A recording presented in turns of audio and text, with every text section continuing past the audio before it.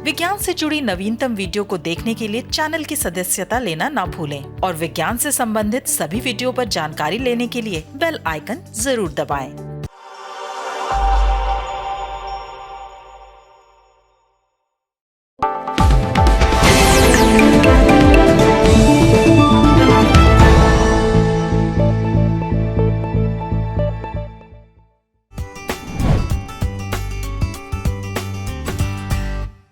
अंतर्राष्ट्रीय विज्ञान दिवस हर वर्ष 10 नवंबर को मनाया जाता है। किसी भी देश में विज्ञान का शांति और विकास में क्या योगदान रहा है, इस बात को दर्शाने के लिए ये दिन इस बात पर भी रोशनी डालता है कि अलग अलग देशों की आवाजें एक साथ मिलकर दुनिया में उत्पन्न हो रही समस्याओं का समाधान विज्ञान के माध्यम से करें। इस बात को हम में से कोई भी नजरअंदाज नहीं कर सकता है कि विज्ञान ने किसी भी देश के शांति और विकास में बहुत अहम योगदान दिया है। इसलिए आज हम बात करेंगे कि किस प्रकार से विज्ञान ने शांति और विकास में अहम किरदार निभाया है। और आज इस विषय पर मेरे साथ यहाँ बातचीत करने के लिए मौजूद है प्रसिद्ध लेखक श्री प्रेमपाल शर्मा जी। नमस्कार प्रेमपाल जी, आपका बहुत बहुत स्वागत है। और उसके साथ ही हमारे साथ आज यहाँ मौजूद है प्रसिद्ध विज्ञान संचारक प्रोफेसर हेमंत जोशी जी। नमस्कार प्रोफेसर, आपका बहुत बहुत स्वागत है। सबसे पहले आप दोनों का एक बार फिर से हार्दिक शुक्रिया करना चाहूँगी कि आप दोनों हमारे साथ आज यहाँ कर हमारे कार्यक्रम से जुड़े। जैसा अभी मैंने बताया अपने दर्शकों को कि 10 नवंबर को अंतर्राष्ट्रीय विज्ञान दिवस मनाया जाता है, तो सबसे पहला सवाल मेरा आप दोनों से यही होगा कि विज्ञान किस प्रकार से, अगर हम शांति की बात करते हैं तो उसमें एक बहुत अहम किरदार निभाता है। मैं आपसे शुरू करती हूँ प्रोफेसर प्रेमपाल जी कि आप बताएं कि किस प्रकार से विज्ञान शांति के दायरे में या शांति की जब हम बात करते हैं तो उसमें एक बहुत अहम किरदार निभाता है। जरा गहराई से सोच के देखिए, मनुष्य या समाज की जो भी यात्रा यहाँ तक पहुँची है वो विज्ञान की प्रगति के समानांतर ही पहुँची है, जिसमें होमो सैपियंस जिसको कहते हैं। मनुष्य ने बाकियों के मुकाबले में यदि सारी दुनिया पर, प्रकृति पर जीत हासिल की है तो इसलिए कि वो रैशनल तरीके से बाकी जीवों से बेहतर सोचता गया, उसको व्यवस्थित करता गया, उन अनुभवों को आगे बढ़ाता गया और यहाँ तक पहुँचा। मैं पहले कहूँ कि जीवों में भी एक वैज्ञानिकता होती है, लेकिन उसके मुकाबले में जो होमो सेपियंस की जो तीव्र बुद्धि थी। अब आप देखिए, बहुत छोटी सी बैकग्राउंड, आग का आविष्कार, एक तर्क, कैसे उसने जीवन को पेट पालना सीखा, पहिए का आविष्कार, या उसके बाद में आप अनंत उसमें चले जाइए। 500 वर्ष पहले यूरोप जहाँ था, सिर्फ विज्ञान की बदौलत उन सभ्यताओं से कई गुना आगे बढ़ गया जो बहुत पुरानी थी, यानी भारत, चीन। उन्होंने जो एक के बाद एक जो प्रगति की, आप समझ सकते हो कि उसकी भूमिका विज्ञान में थी, उस तर्क में थी। और यहीं पर जो आपने कहा कि यूएन जो मनाता है कि उस विज्ञान को फैलाने में, रेल 1825 में वहाँ शुरू होती है, 5 साल के अंदर सारी यूरोप में फैल जाती है।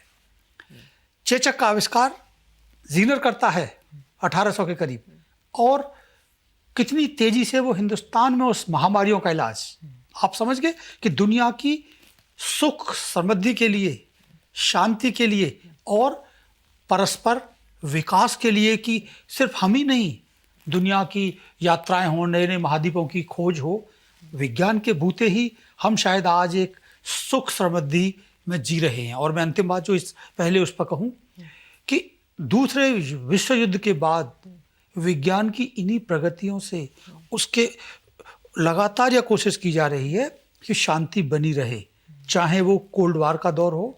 शायद इस मनुष्य के पिछले दिनों के 1000 साल के इतिहास में युद्धों में सबसे कम मौत विश्व युद्ध के बाद हुई है। यानी कि विज्ञान की जैसे जैसे चेतना आगे बढ़ रही है तो वो समाज के विकास को ही आगे नहीं बढ़ाती, उसकी शांति के प्रयासों को भी आगे बढ़ाती है। इसलिए इन बातों को भारत जैसे समाज जो पिछड़े हुए हैं, जो विकसित नहीं हैं या गरीबी से जूझ रहे हैं, जितना जल्दी जर्रे जर्रे तक ये पहुंच जाए बात, उसी में सबकी भलाई है और उसी में भलाई दुनिया की भलाई होगी। हाँ, आपने बहुत अच्छी बात बोली कि विज्ञान की चेतना के साथ सिर्फ वही चीज़ नहीं आगे बढ़ती, उसके साथ साथ हम ये भी देखते हैं कि शांति बनी रहती है। लोगों में भी बहुत ज़्यादा इसके बारे में एक तरह से जानकारी उनको भी मिलना शुरू होती है कि कैसे हम आगे बढ़ रहे हैं। तो जब हम आगे बढ़ने की बात करते हैं तो यहाँ बात आ जाती है विकास के ऊपर, और अगर हम विकास की बात करते हैं तो विज्ञान के विकास को किस प्रकार से विकास के साथ जोड़ा जा सकता है, प्रोफेसर हेमंत जोशी, मैं आपसे पूछूंगी। और आप उसको पिछले 5 वर्षों को अगर मैं तुलना करवाऊं आपसे और उसको आपसे कहूं कि एक बार आप आंकें, तो आप कितना देखते हैं कि विकास के पथ पर विज्ञान ने खास तौर से विकास किया है और कौन कौन से क्षेत्रों में किया है? देखिए, आपकी जो बात है उसका जवाब दूं इससे पहले जो शर्मा जी ने कहा उसको मैं कुछ जोड़ता हूं कि अभी आपने कहा 10 नवंबर को हम विश्व विज्ञान दिवस मनाते हैं, और इस बार का जो थीम है वो ये है समाज के लिए समाज के साथ विज्ञान। क्योंकि विज्ञान ने जो शांति के प्रयास किए हैं, विकास के प्रयास किए हैं अभी तक, उसमें असत्य से वो सत्य की ओर हमको ले गया है। तमाम तरह के अंधविश्वासों से हटाकर वो हमको एक ऐसा रास्ता दिखाता है जो कि तार्किक रास्ता है, जो कि प्रयोग धर्मी रास्ता है, तो वहाँ ले जाता है। आप कल्पना कीजिए कि हम अंधकार में रहते थे, रात को हमें अंधकार स्वीकार था। वहाँ से जब थॉमस एडिसन ने बल्ब बनाया 8 फिलामेंट वाला, तो पहली बार विज्ञान ने ज्योति रात को हम लोगों को उपलब्ध कराई। उसके बाद वो 1 फिलामेंट का बल्ब बना, उसके बाद दूसरे बल्ब बने, और आखिरी में आज हम जिनका इस्तेमाल कर रहे हैं LED, है ना, लाइट एमिटिंग डायोड्स का जो बल्ब है, वो इतनी कम ऊर्जा लेता है। जहाँ पहले 40-40 वाट के होते थे, आज 5, 10, 2 वाट तक में भी आपका कमरा पूरा जगमगा जाता है जी। तो ये जो जगमगाहट दुनिया भर में फैलाई है, ये विज्ञान ने फैलाई है। पहले अगर आप देखें तो लोगों की आयु बहुत कम होती थी, बीमारियां होती थी, मर जाते थे। विज्ञान ने एक बहुत बड़ा रास्ता हमको दिया, और आज हम देखते हैं कि हमारी जो मॉर्टेलिटी रेट है वो काफ़ी कम हो गई है। बुजुर्ग लोग आपको मिल जाएंगे, 80-80, 90-90 साल तक के लोग जीवित रहते हैं, क्योंकि बीमारियों का इलाज है और विज्ञान ने संपन्नता भी काफ़ी हद तक दिलाई है। और यही सारी चीज़ें मिलकर एक शांति का वातावरण स्थापित करती हैं, जिसमें विज्ञान का सबसे बड़ा योगदान है। और उसको मैं कहूँ कि वो विद्युत है, वो तो हो गया।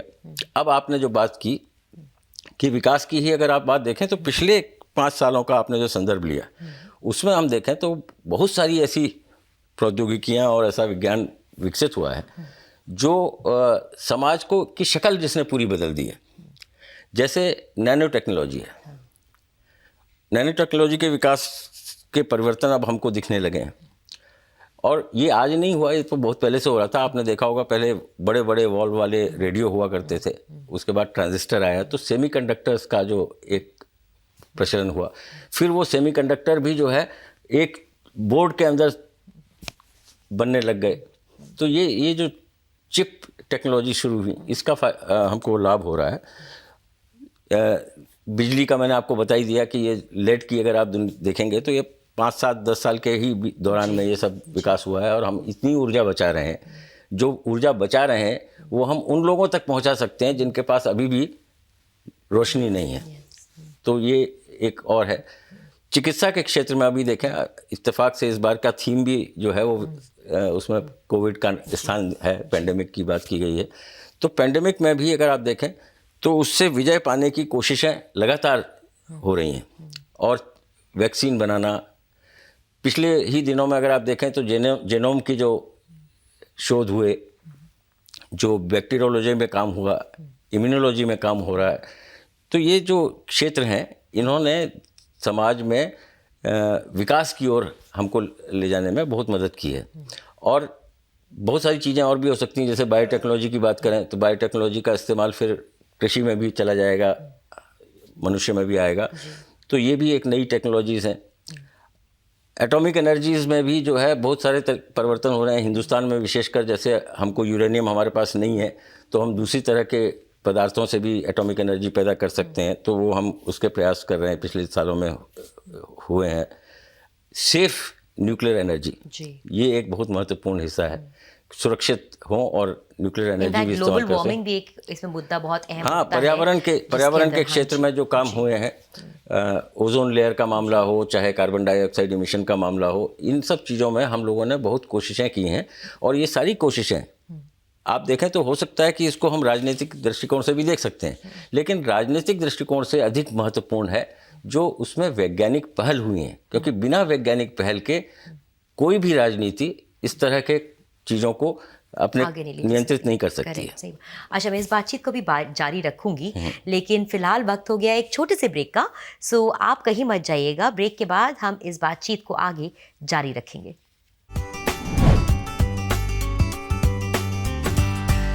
विज्ञान तथा प्रौद्योगिकी के प्रति लोगों की रुचि जगाने के उद्देश्य से साल 2019 में इंडिया साइंस चैनल की शुरुआत की गई।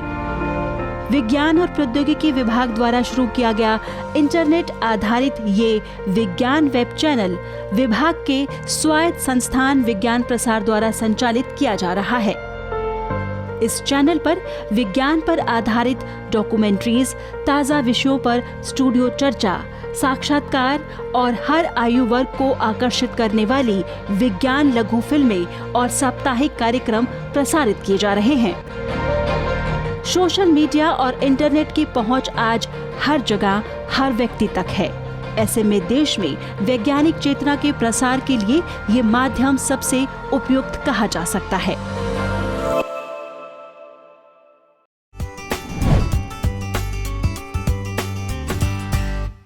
ब्रेक के बाद आप सभी का बहुत बहुत स्वागत है। आज हम बात कर रहे हैं अंतर्राष्ट्रीय विज्ञान दिवस के ऊपर, और पिछले 5 वर्षों में अगर खास तौर से देखें तो विज्ञान ने विकास और शांति के राह पर क्या प्रगति दिखाई है और क्या विकास दिखाया है, इसके ऊपर आज बातचीत हो रही है। जैसा आप जानते ही हैं, आज मेरे साथ यहाँ स्टूडियो में प्रोफेसर प्रेमपाल शर्मा जी और प्रोफेसर हेमंत जोशी मौजूद हैं। तो ब्रेक पे जाने से पहले हम बातचीत कर रहे थे कि कौन कौन से वो क्षेत्र हैं जहाँ पर विज्ञान ने विकास दिखाया है।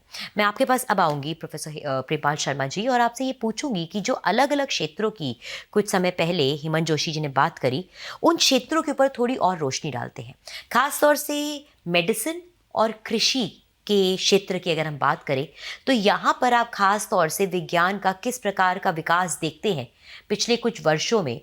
जैसा कि हम जानते हैं कि जैसे हमारे माननीय प्रधानमंत्री श्री नरेंद्र मोदी जी ने भी कहा है, और वो बहुत कुछ चाहते भी हैं और कर भी रहे हैं हमारे लिए, हमारे कृषि प्रधान क्षेत्रों के लिए।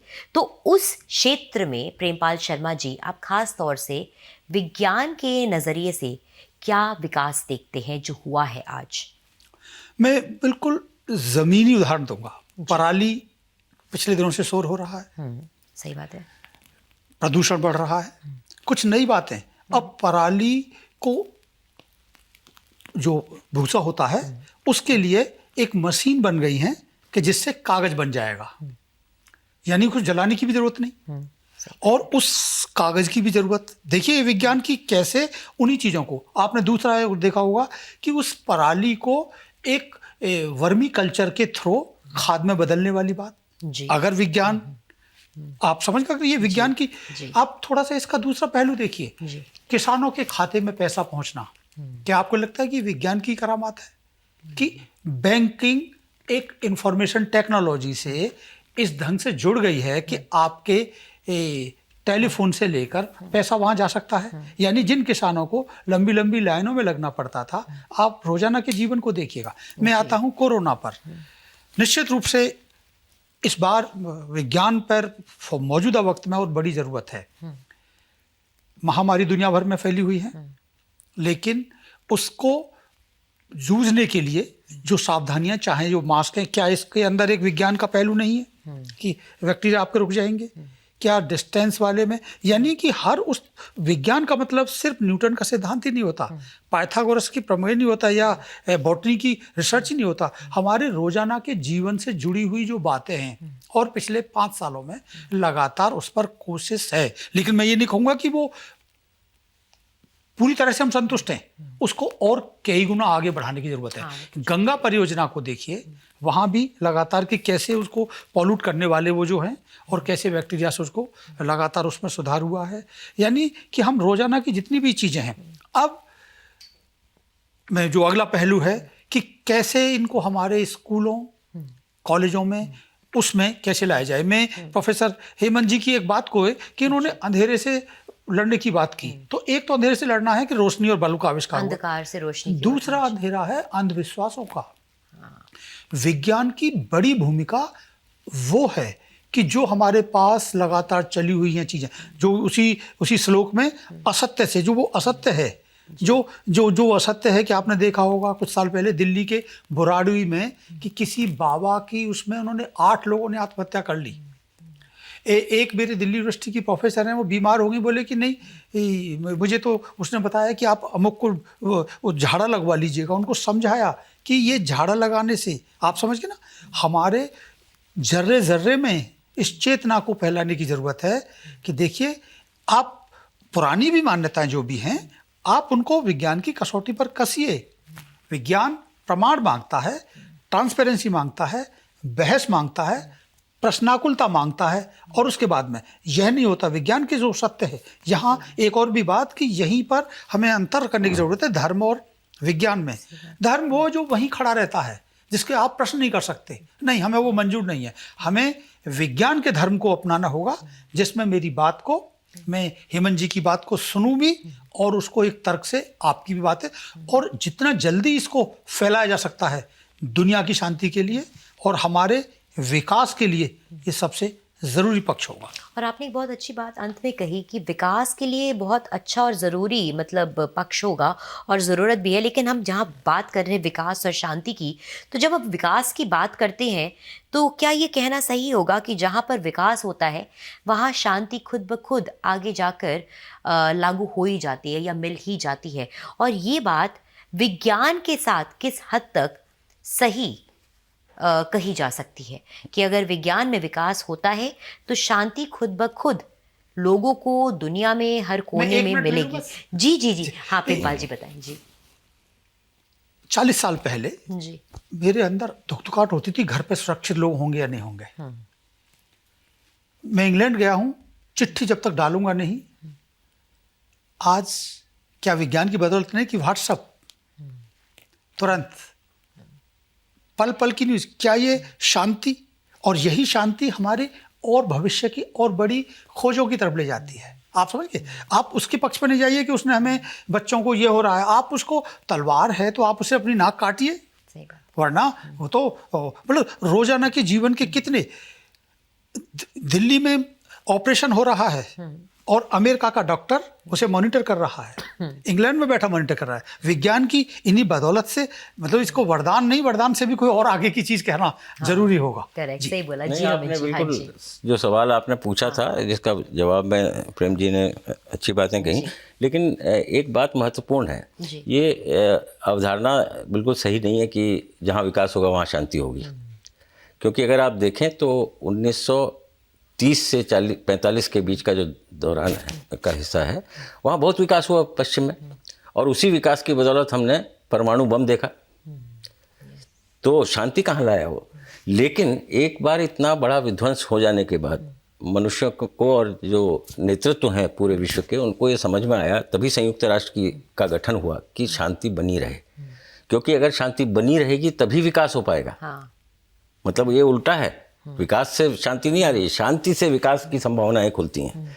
और ये कहने कि दोनों आपस में जुड़े हुए हैं एक दूसरे के साथ। इसमें 2-3 प्रसंग अभी बड़े अच्छे प्रेम जी ने कही, मैं उन पर भी थोड़ी सी टिप्पणी करूंगा। लेकिन एक बात की तरफ आपका ध्यान दिलाता हूं कि एक 2018 में विश्व का आर्थिक और सामाजिक सर्वेक्षण हुआ, और उसमें कुछ जो प्रगत प्रौद्योगिकियां हैं उनके ऊपर चर्चा की गई कि कौन सी ऐसी प्रौद्योगिकियां हैं जो आने वाले समय में काम में आएंगी। जो आपने भी कहा 6 साल का जो दायरा, तो उसमें एक तो ऑटोमेशन है, स्वचालन, दूसरा रोबोटिक्स है, विद्युत के वाहन है ना, वो अब आप देख रहे हैं कि आजकल आपकी दिल्ली की और नोएडा की सड़कों पे भी घूम रहे हैं, रिन्यूएबल एनर्जी सोर्सेज, और जैव प्रौद्योगिकी एक बहुत महत्वपूर्ण है विषय है जिसके दुरुपयोग भी हो सकते हैं और सदुपयोग भी हो सकते हैं, जिसको हम कहते हैं जीएम टेक्नोलॉजी, जेनेटिकली मॉडिफाइड फसलें जो आ रही हैं, उस पर एक बहुत बड़ा विवाद है।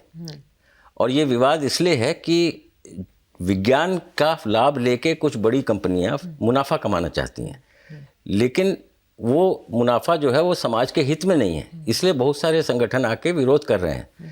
इसी तरह से जो सबसे बड़ी बात इन्होंने कही व्हाट्सएप की, उसके संदर्भ में कहूँगा कि एक आर्टिफिशियल इंटेलिजेंस जो है वो एक आने वाले समय में एक बहुत महत्वपूर्ण चीज़ बनने वाली है। वो टेक्नोलॉजी जो है वो समाज को बना भी सकती है, बिगाड़ भी सकती है, दोनों संभावनाएं हैं। आप ये देखिए कि जिस असत्य की बात हम कर रहे थे, अब अंधविश्वास अकेला असत्य नहीं है। आज के समय अगर आप व्हाट्सएप देखें, फेसबुक देखें, ट्विटर देखें, उसमें जो असत्य का प्रचार हो रहा है, जो इसी प्रौद्योगिकी की वजह से संभव हुआ। सही बोला। पूरी दुनिया से संवाद करने की क्षमता हमको मिली, लेकिन हम संवाद कर क्या रहे हैं? हम झूठ का प्रचार कर रहे हैं। ऐसे समय में विज्ञान जो है वो उस पर रोक लगा सकता है। अगर रोक नहीं लगाएगा तो हम इसी विकास को बहुत जल्दी विध्वंस में बदलते देख सकते हैं। तो विकास संभवतः, ये सही बात आपने कही कि विकास से एक ऐसा माहौल बनता है जिसमें, जैसे इनका बहुत अच्छा उदाहरण था कि बहुत दूर हूँ मैं और अशांति है मेरे मन में, तो अपने परिवार से बात हो गई तो शांति हो गई। लेकिन विश्व शांति की जो बात करें हम, तो हम देखेंगे कि पिछले 6, 7, 8 महीनों में जिस तरह से परमाणु अस्त्रों का परीक्षण हो रहा है, तीसरे विश्व युद्ध की तरफ हम कदम रखते हुए से दिख रहे हैं। ऐसे में ये भी विज्ञान का ही प्रयोग करके हो रहा है। हाँ। पर ये विनाश के लिए विज्ञान है, और जो संयुक्त राष्ट्र या आप और हम सब लोग या वैज्ञानिक समुदाय जो है वो नहीं चाहता कि इसका प्रयोग जो है इसके लिए किया जाए। वो चाहता है कि विकास हो, सतत विकास हो, समृद्धि आए, लोगों तक सुविधाएं पहुँचें, उन लोगों तक जिनके पास आज के समय में कंबल नहीं होता सर्दी में। उनके लिए अगर हम एक अच्छा रहने का मकान बना दें तो उनको ठंड से राहत मिलती है। ये सब जो है ये समृद्धि है और ये शांति की और एक रास्ता है।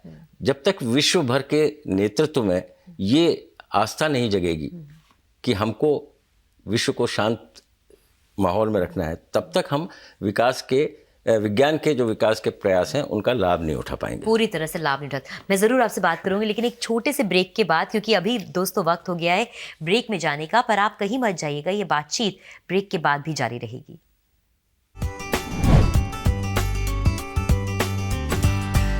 विज्ञान तथा प्रौद्योगिकी के प्रति लोगों की रुचि जगाने के उद्देश्य से साल 2019 में इंडिया साइंस चैनल की शुरुआत की गई। विज्ञान और प्रौद्योगिकी विभाग द्वारा शुरू किया गया इंटरनेट आधारित ये विज्ञान वेब चैनल विभाग के स्वायत्त संस्थान विज्ञान प्रसार द्वारा संचालित किया जा रहा है। इस चैनल पर विज्ञान पर आधारित डॉक्यूमेंट्रीज, ताज़ा विषयों पर स्टूडियो चर्चा, साक्षात्कार और हर आयु वर्ग को आकर्षित करने वाली विज्ञान लघु फिल्में और साप्ताहिक कार्यक्रम प्रसारित किए जा रहे हैं। सोशल मीडिया और इंटरनेट की पहुंच आज हर जगह, हर व्यक्ति तक है। ऐसे में देश में वैज्ञानिक चेतना के प्रसार के लिए ये माध्यम सबसे उपयुक्त कहा जा सकता है।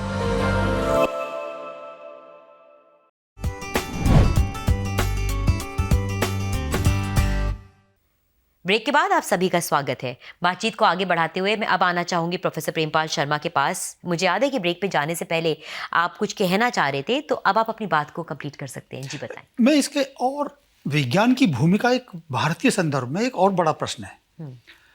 यहाँ जाति का भेद, धर्म का भेद, क्षेत्र का भेद और सबसे बड़ा जेंडर का भेद। आप विज्ञान के थोड़ी सी भी समझ रखने वाला आदमी जानता है कि 97% जीन सारे जीवों में एक से होते हैं।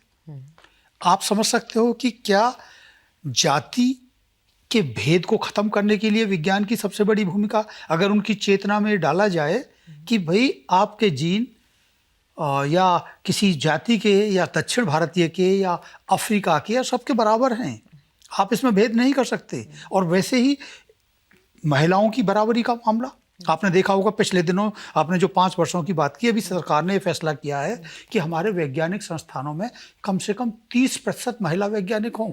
मैं आपको इसलिए कह रहा हूं कि महात्मा गांधी के उन शब्दों को याद कीजिए कि भारतीय महिलाओं का की भूमिका हमारे सबसे बड़े सीमाओं पर लड़ने से भी ज़्यादा है, क्योंकि वो दो पक्ष संभालती हैं।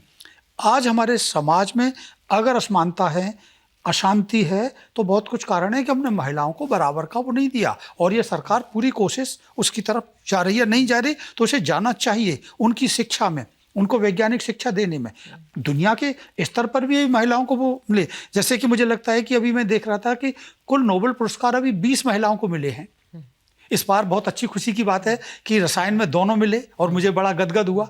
आप ये देखिए कि हमारे चारों तरफ कितनी महिला वैज्ञानिक हैं, क्योंकि बच्चों में वो संस्कार वो देती हैं। मेरा कहना है कि कैसे उस समाज के हर हिस्से तक विज्ञान की इस चेतना को पहुंचाया जाए तो कि इसमें मैं बराबरी। आपसे ये पूछूंगी, फिर तो इसमें शिक्षा का बहुत अहम किरदार हो जाता है। बिल्कुल, मैं वहीं पे आ रहा हूं। शिक्षा पे आप क्या, इस बात पे क्या कहना निश्चित चाहेंगे? रूप से, Because मेरा तो- विज्ञान और शिक्षा आपस में एक साथ बहुत करीबी तरह से जुड़े हुए हैं। मैं इसको अलग नहीं मानता।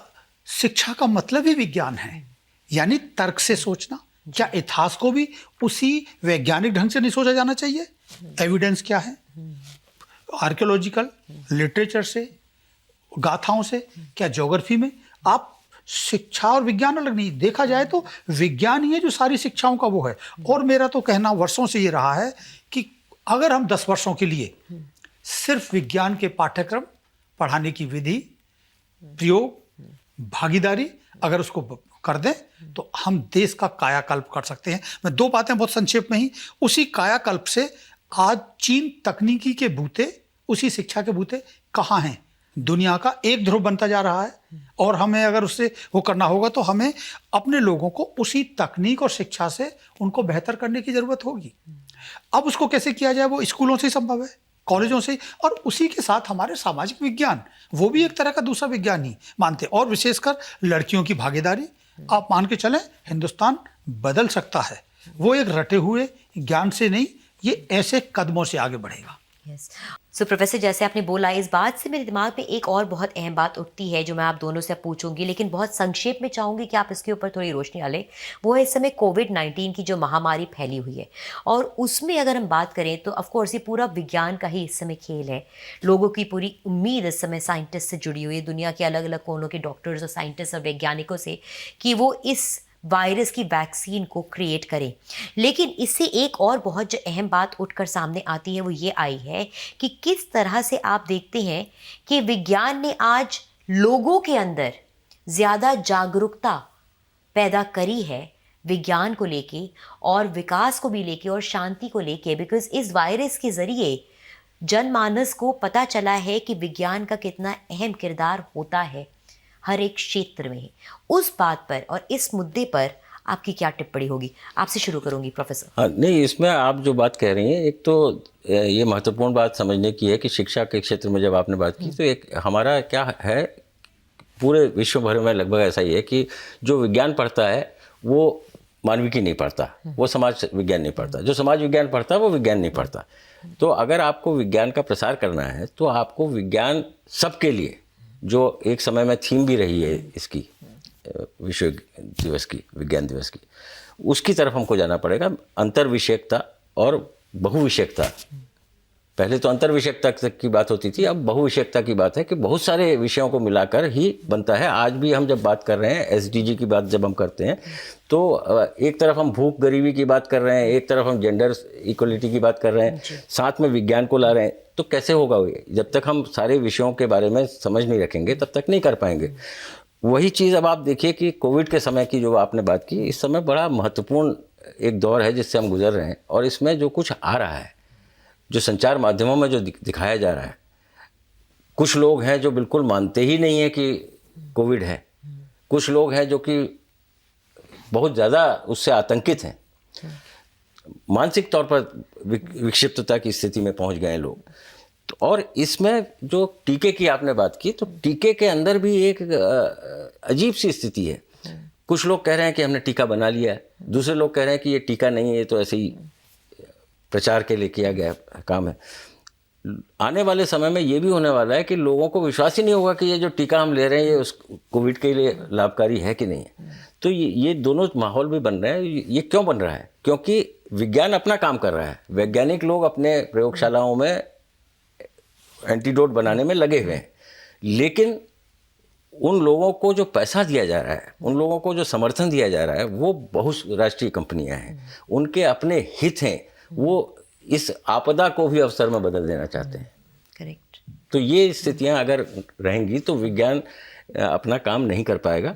आवश्यकता ये है कि सरकारों को, राष्ट्रीय सरकारों को सब जगह और समुदायों को मिलकर ये एक बनाना पड़ेगा कि कोविड क्या है, कहाँ तक है, किस तरह से इसका बचाव किया जा सकता है और किस तरह से टीकों से हम इससे निजात पा सकते हैं, और वो टीके क्या सही है कि नहीं है, इसकी भी पड़ताल करने के लिए विज्ञान आने वाला समय और बताएगा। वैज्ञानिक विचार भी काम आएगा और कुछ काम नहीं आएगा। सही बोला आपने जी। प्रोफेसर, आप इसमें कुछ जोड़ना चाहेंगे? हाँ जी। बिल्कुल, बहुत खुशी की बात है कि मौजूदा दौर में पूरा देश वैक्सीन और हिंदुस्तान में पैदा होने की तरफ देख रहा है, और पूरा देश एकजुट है कि हम सबसे बड़े वैक्सीन पैदा करने वाले हैं। और वही दूसरी बात कि सभी ने दुनिया भर में उन धार्मिक प्रतीकों की तरफ देखना बंद कर दिया है कि इसकी दवा कोई चर्च से आएगी या मंदिर से आएगी या मस्जिद से आएगी या कहीं से। तो देखा जाए तो सिर्फ भारत के लिए नहीं, दुनिया भर में कि अगर रास्ता है भविष्य के लिए, महामारी से बचने के लिए, इस सभ्यता को बचाने के लिए, जिंदा रहने के लिए, तो सिर्फ विज्ञान है। ये शायद इस सदी की सबसे बड़ी दुर्घटना एक अच्छी घटना में बदलने जा रही है। और मुझे लगता है कि अगर ये हिंदुस्तान के अगर कड़ तक पहुंच जाएगी तो शायद हम एक नया भारत बनाएंगे, और शायद उम्मीद है कि ऐसा होगा। मुझे नहीं लगता है कि आज के शो की समाप्ति और किसी अच्छे अल्फाजों में करी जा सकती थी, जिस तरह से आपने आज पूरी बातचीत को यहाँ पर एक तरह से समापन दे दिया। बहुत बहुत शुक्रिया प्रेमपाल शर्मा जी, हेमंत जोशी जी, आपका बहुत बहुत शुक्रिया हमारे साथ आज हमारे कार्यक्रम पे आने के लिए। और दोस्तों, इसी के साथ उम्मीद करते हैं कि आपको हमारा कार्यक्रम पसंद आया होगा। आप सबसे अनुमति लेने से पहले एक विनम्र अनुरोध है, विज्ञान, प्रौद्योगिकी, आविष्कार और नवाचार जगत के विश्वसनीय कार्यक्रमों को देखने के लिए अपने मोबाइल पर इंडिया साइंस ऐप अवश्य डाउनलोड करें। एक बात और, देश का अपना विज्ञान चैनल इंडिया साइंस अब फेसबुक, ट्विटर, यूट्यूब, लिंक्डइन और इंस्टाग्राम पर भी उपलब्ध है। हमारे कार्यक्रमों के बारे में आप अपने फीडबैक एवं सुझाव हमें ईमेल भी कर सकते हैं। हमारा ईमेल आईडी है feedback@indiascience.in। हम फिर हाजिर होंगे विज्ञान जगत के रोचक कार्यक्रमों के साथ। तब तक के लिए हमें दीजिए इजाजत। नमस्कार।